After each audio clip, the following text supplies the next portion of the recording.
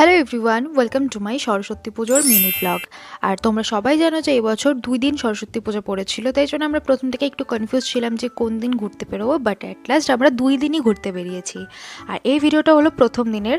যদিও আমার বাড়ি থেকে প্ল্যান ছিল একটা বড় ব্লগ করার, বাট ওই যে লাস্ট টাইমে তাড়াহুড়োর জন্য আমি আর ব্লগটা কন্টিনিউ করতে পারিনি, তাই জন্য যেটুকুন ভিডিও করছি সেটা দিয়ে একটা মিনি ব্লগ তোমাদের সাথে শেয়ার করে দিচ্ছি। তো প্ল্যান মতো আমরা ফার্স্টেই চলে গেছিলাম আমাদের স্কুল মানে মালাদর্শ বিদ্যাভবনে, আর ওখানে ঠাকুর দেখে ওখান থেকে বেরিয়ে আমরা চলে আসলাম লাটাগুড়ির একটা রিসর্ট, যেটার নাম হলো গ্রিন লাগুন রিসর্ট। সেখানে জায়গাটা এত সুন্দর যে আসার সাথে সাথে আমরা খাবার অর্ডার করে দিয়ে ফটোশুট করতে চলে গেছিলাম। আমি আজকে এখানে খাওয়ার জন্য অর্ডার করেছিলাম ফ্রাইড রাইস, চিকেন কষা, আর সাথে ছিল ঝুরি আলু ভাজা। আর বাকিরা যারা ছিল তারা খেয়েছিল ভাত, ডাল, ঝুরি আলু ভাজা, স্যালাড, শাহি পনির, আর সাথে চিকেন কষা তো ছিলই।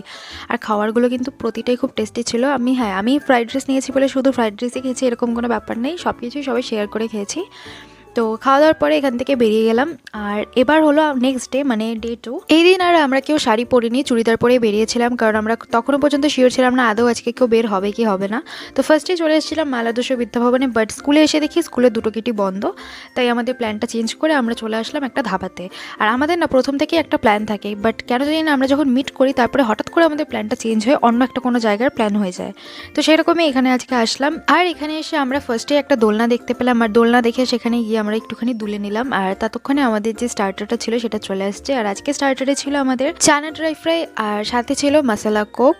তো এই কম্বিনেশনটা আমার খুবই ভালো লাগে। আর তার কিছুক্ষণের মধ্যে আমাদের মেন কোর্স চলে আসলো। আর আজকে মেন কোর্সের মধ্যে আমরা অর্ডার করেছিলাম বাটার নান, ফ্রাইড রাইস, চিলি পনির আর বাটার চিকেন। আর সবগুলোর মধ্যে থেকে আমার বাটার চিকেনটা খুবই ভালো লেগেছিল খেতে।